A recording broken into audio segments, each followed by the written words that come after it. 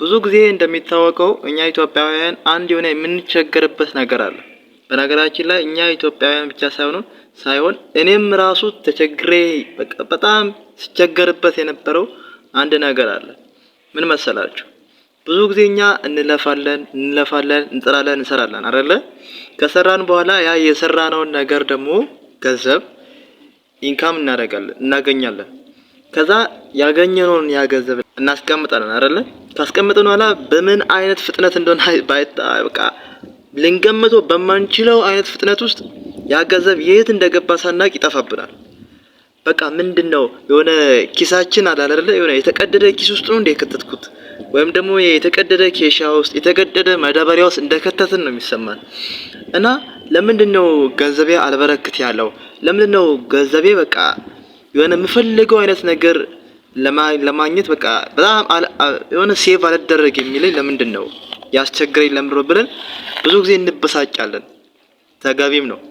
እኔ ግን በዚህ ቪዲዮ ለእናንተ አንድ የሆነ መፍትሄ ይዤላችሁ መጥቻለሁ። እሱ ምንድነው? ገንዘባችንን ማኔጅ ማድረግ የምንችልበትን 5 ስቴፖችን 5 የተለያዩ መንገዶችን ለእናንተ አሳያችኋለሁ። ከእናንተ የሚጠበቀው ይሄ ቪዲዮ እስከ መጨረሻው ድረስ ማየትና ለዚህ ዩቲዩብ ቻናል አዲስ ከሆናችሁ ይሄን ዩቲዩብ ሰብስክራይብ፣ ላይክ፣ ሼር ማድረግ ብቻ ነው ከእናንተ የሚጠበቀው። አሁን ሰብስክራይብ ማታደርጉ ከሆነ የሆነ ቀን ሰብስክራይብ ማድረጋችሁ አይቀርም። ምክንያቱም ከዚህ በኋላ እንደዚህ አይነት የሚገራርም ቪዲዮዎችን በየጊዜው ስለምለቅላችሁ ማለት ነው። ሰብስክራይብ ያደረጋችሁ ሰዎች ሰብስክራይብ አድርጉ። ወደ ቪዲዮ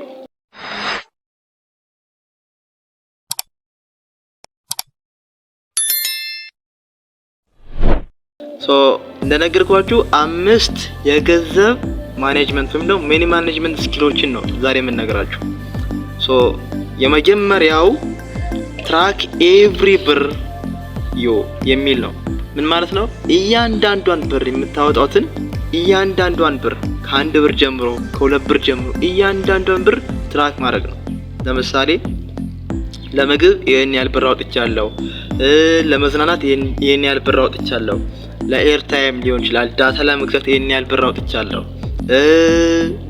ለትራንስፖርቴሽን፣ ለትምህርት ቤት ምናምን አለ አይደለ? ይሄን ያህል ብር አውጥቻለሁ እያለ እያንዳንዷን ነገር እያንዳንዷን ስቴፕ ባይ ስቴፕ ትራክ ማድረግ አለብን፣ መጻፍ አለብን። ለዚህ ደግሞ የሚጠቅሙን አፕሊኬሽኖች አሉ። ለምሳሌ ፕሌይ ስቶር ላይ ምናምን ገብታችኋል አይደለ? መኒ ማኔጅመንት አፕሊኬሽን ምናምን ብትሏቸው እያንዳንዷን ነገር ለእናንተ ይበቃ ያንዛን አፕሊኬሽኖች ይዘረዝሩላችኋል። ከዛ ከነዛ ስር የሚገራርሙ አፕሊኬሽኖች ናቸው። ከነዛ ስር አንዷን ብቻ ፒክ አድርጋችሁ ወስዳችሁ መጠቀም። ለምሳሌ ካርድ በ10 ብር ከገዛችሁ ዛሬ 10 ብር ካርድ ገዝቻለሁ ብላችሁ ኮንሲስተንስ ሆናችሁ መመዝገብ አለባችሁ። የመጀመሪያው ነገር ምንድነው? እያንዳንዷን ብር ከኪሳችሁ ውስጥ የምትወጣውን እያንዳንዷን ብር ትራክ ማድረግ፣ ማየት፣ መገንዘብ፣ መጻፍ አለባችሁ። ሁለተኛው በጀቲንግ ሲስተም ነው። በጀቲንግ ሲስተም መጠቀም አለባችሁ። ኢኮኖሚክሶች የሚመክሯችሁ በጣም ብዙ አይነት በጀቲንግ ሲስተሞች አሉ። እኔ ግን በጣም የምጠቀምበትና የተጠቀምኩበት እንዲሁም ደግሞ ብዙ ለውጦችን ያገኘሁበት በጀቲንግ ሲስተም ልንገራችሁ። 50 30 20 የሚባል በጀቲንግ ሲስተም ነው። ምን መሰላችሁ? 50 ማለት 50%፣ 20 ማለት ደግሞ 20%፣ 30 ማለት ደግሞ 30% ማለት ነው። 50% የሚባለው በጣም የሆነ አስፈላጊ የሆነ አለ አይደለም መሰረታዊ የሆኑ አስፈላጊ ነገሮችን ለማሟላት የምንጠቀምበት ነው። ከምናገኘው 50%ቱን በጣም የሆነ ኒዳችንን ለማሟላት ፉልፊል ለማድረግ የምንጠቀምበት ስትራቴጂ ነው። ለምሳሌ ምግብ፣ ልብስ፣ መጠለያ ምናምን እንደዚህ አይነት ነገሮች አሉ አይደለ? ስለነዛ 50% እንመድብላችኋለን ማለት ነው። ቀሪው 30% ደግሞ ሴቭ የምናደርገው ነው። ለምሳሌ የሆነ እቅድ አቅደን ለዛ እቅድ ያን እቅድ ለመተግበር ወይም ደግሞ ለማስፈጸም ሴቭ የምናደርገው ብር ነው። ሴቪንግ የሚቆጠብ ቀሪዋ ስንት ትቀራለች? 20% አይደለ? 20%ቷን ደግሞ ለቢዝነስ ሊሆን ይችላል፣ ለተለያየ ስቶክ ላይ ሊሆን ይችላል፣ የተለያዩ ነገሮች ላይ ኢንቨስት ለማድረግ ኢንቨስት የምናደርገውን ገንዘብ በቃ ወደ ተመልሶ ገንዘባችን ከኪሳችን ከወጣ በኋላ ያ የወጣው ገንዘብ ተመልሶ ለኛ በእጥፍ ሆኖ ራሱን አባሶ በእጥፍ ሆኖ ሊያመጣልን የሚችል ነገር ላይ እዛ ነገር ላይ ኢንቨስት ማድረግ። ለኢንቨስቲንግ 20% እንጠቀማለን። ብዙ ትላልቅ ምንላቸው ቢዝነስማኖች የሚጠቀሙ ስትራቴጂ ይሄ ነው። 50% በጣም ለምንፈልገው አርጀንት ለሆነ ጉዳይ፣ 30% ለቁጠባ ጎላችንን ለማሳካት፣ ቀሪዋ 20% ደግሞ ለምንድናት? ለኢንቨስትመንት፣ ለቢዝነስ፣ ለተለያዩ ነገሮች። እነዛ ናቸው ማለት ነው። ሶስተኛው ፔይ ዩርሰልፍ ፈርስት ነው የሚባለው። መጀመሪያ ለራሳችን መክፈል አለብን። ለምሳሌ የምናገኘውን ገንዘብ ግማሹን ነገ ላይ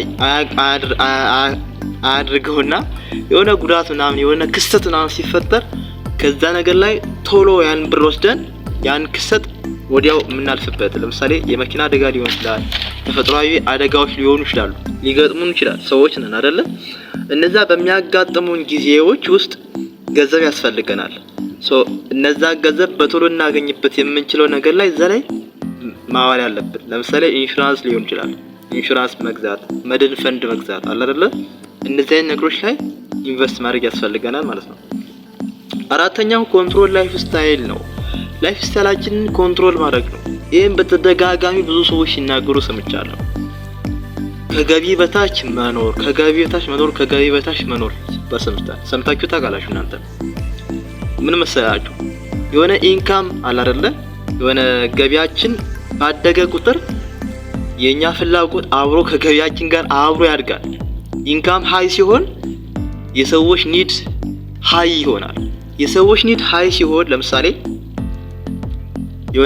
እኔ በወር 10,000 ብር ማገኝ ከሆነና ከጊዜ በኋላ ገንዘቤ የወር ደሞዜ ከ10,000 ብር ወደ 100,000 ብር ከፍ ቢልልኝ በፊት 10,000 ብር ላይ በነበረኝ ደሞዝ ላይ የማስበውን ነገር 100,000 ብር ሲኖረኝ በጣም የሆነ እቃዎችን ለመግዛት ከፍ ይላል ሐሳቤ፣ ፍላጎቴ፣ የመግዛት ፍላጎቴ ከፍ ይላል።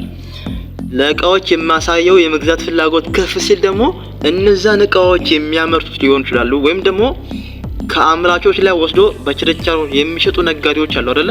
እነዛ ነጋዴዎች እኔ ለእቃው ያለኝ ፍላጎት ከፍ ሲል ነጋዴዎች የእቃውን ዋጋ ከፍ ያደርጉታል። ኢንካሜ ከፍ ሲል የኔ ፍላጎት ከፍ ይላል። ለኔ ፍላጎት ደግሞ ነጋዴዎች የእቃውን ዋጋ ከፍ ያደርጉታል። በዚህ ምክንያት ምን ይሆናል? የኢንፍሌሽን ሬት ሃይ የሆነ ይመጣል ማለት ነው። የኑሮ ውድነት ይከሰታል። የኑሮ ውድነት ከሚከሰትባቸው ነገሮች ውስጥ አንዱ ምንድነው? የሰዎች የመግዛት ፍላጎት ከፍ ሲል። የሰዎች የመግዛት ፍላጎት ከፍ የሚለው ደግሞ ገቢያቸው ከፍ ሲል። ስለዚህ ምንድነው የሚያስፈልገን? ገቢያችን ከፍ ሲል እኛም አብረን ከገቢያችን ጋር ፍላጎታችን ከፍ ማለት የለበትም። ከገቢያችን በታች መኖር አለበት። ለምሳሌ በወር 100,000 ብር የሚያገኝ ሰው ከ100,000 ብር ወደ 1 ሚሊዮን ብር ከፍ ቢል ወራዊ ደሞዙ አብሮ የሱ የመግዛት ፍላጎት ከፍ ሊል አይገባም። ከዛ ይልቅ በቃ ከገቢ በታች መኖር። ለምሳሌ አሉ አይደለም የምናውቃቸው ትላልቅ ቢዝነስ ያላቸው ሰዎች ማርክ ዘከርበርግ ሊሆኑ ይችላሉ፣ ስቲቭ ጆብስ ተመሳሳይ አይነት ልብስ ነው የሚለብሱት። ተመሳሳይ አይነት ቲሸርት ሱሪ፣ ጃኬት ምናምን በቃ ያን ያክል የሆነ ለግዠሪ የሆነ ልብስ ምናምን አይለብሱም። ቅንጡ የሆነ መኪና ምናምን አይነዱም። ለምን መሰላችሁ? ከገቢ በታች መኖርን ቢውልድ ስላደረጉ፣ ያንን ማይንድሴት ቢውልድ ስላደረጉ። ነገር ግን በጣም ቅንጡ የሚባሉ መኪናዎችን፣ ፋንሲ የሆኑ ልብሶችን፣ ልታይ ምናምን የሚሉት ሰዎች ምንድነው እነዛ ሰዎች ብዙ ጊዜ ምረው አላማቸው በቃ በሰው ፊት ለመታየት ነው የሚፈልጉት። የሀብታቸውን ጥግ፣ የገበያቸውን ጥግ ይሄን ያክል ሀብት አለኝ ብሎ ለማሳወቅ በጣም ይጥራሉ፣ ለሰዎች ለማሳየት። እነዛ ሰዎች ምንድናቸው? ድሃዎች ናቸው። አለማችን ላይ ሌክዠሪ የሚባሉ ምርቶችን የሚያመርቱት ካምፓኒዎች አብዛኛው ፕሮዳክታቸው የሚሸጡት ለድሃው ማህበረሰብ ነው። ምክንያቱም ድሃው ማህበረሰብ ገቢው ከፍ ሲል የኔ ገቢ እኮ ከፍ አለ ብሎ አብሮ ከበቃ አለ አይደለ የመግዛት ፍላጎቱ ከፍ ይላል። ሌክዠሪ የሆነ ነገሮችን የሆነ መግዛት ያስደስተዋል። ነገር ግን በጣም ሀብታም የሚባሉ ሪችስትማ የሚባሉ ሰዎች ሌክዠሪ ነገሮችን አይጠቀሙም። ያን ያክል ደመቅ ብሎ ምናምን መታየት አይፈልጉም። ምክንያቱም ቀጥ ያለ ሀብት ስላላቸው ማለት ነው። አራተኛው ይሄ ነው። አምስተኛውና የመጨረሻው ክሬት መልቲፕል ኢንካም ነው። በጣም ብዙ አይነት ኢንካሞች አሉ አይደል? የምናገኝባቸው ሳይድ ሃስሎች፣ እነዚህን ነገሮች መፍጠር ነው። ለምሳሌ ፍሪላንሲንግ ሊሆን ይችላል፣ ኮንተንት ክሪኤሽን ሊሆን ይችላል፣ ላይክ እንደኔ ማለት ነው። ኦንላይን ማርኬቲንግ ሊሆን ይችላል፣ ሪሴሊንግ ማሻሻት ምናምን አለ አይደል? እንደዚህ አይነት ነገሮች ሊሆኑ ይችላሉ። በጣም ብዙ አይነት ሳይድ ሃስሎችን መጠቀም፣ ገቢያችን ከፍ እንዲል ከፈለግን ሳይድ ሃስሎችን መጠቀም፣ እነዛን ነገሮች ማድረግ ያስፈልጋል። በመጨረሻም አንድ መሰረታዊ የሆነ ህግ ልንገራችሁ። የሆነ ኢንካም እናገኛለን። ያን ያገኘነውን ኢንካም ምን ማድረግ አለብን? በዛ ኢንካም ወደፊት በቃ ማድረግ የምንፈልገውን ነገሮች ላይ ፕላን ማድረግ ያስፈልጋል። ፕላን ማድረግ ከዛ ፕላን ያደረግነው ነገር ኢንካማችን መቆጠብ፣ ሴቭ ማድረግ። ከዛ በኋላ መጨረሻ ላይ ሴቭ ያደረግነውን ነገር ላቀድነው እቅድ ለፕላናችን ኢንቨስት ማድረግ። ከዛ መጨረሻ ላይ አልቲሜት የሆነ ግሮዝ ማውጣት ወይም ደግሞ ማሳደግ። መጨረሻው በቃ የሆነ ግሮዝ ነው። ያ ነው ማለት ነው። መሰረታዊ የሆነ ህግ ያ ነው። በዚህ ቪዲዮ በጣም እንደተደሰታችሁ እንደተማራችሁና ከዚህ በኋላ ለሚመጣው ቀናቶች ውስጥ ከዚህ በኋላ ላሉ ጊዜያቶች ውስጥ ገንዘባችሁን ኢንካማችሁን የምታሳድጉበትና ገንዘቤ የት ነው የሚገባው የምትሉስ ነገር እንደሚያበቃ ተስፋ አድርጋለሁ። ከነገርኳችሁ ከ5 ስቴፖች ውስጥ የትኞቹ ስቴፖች እንዳስደሰቷችሁና የትኞቹ እናንተን እንዳረኳችሁ የትኞቹ እንደተማራችሁ ኮሜንት ሴክሽን ላይ አሳውቁኝ። አነባዋለሁ፣ መልስ እሰጥበታለሁ። በሌላ ቪዲዮ እስክንገናኝ ድረስ ባይ ባይ።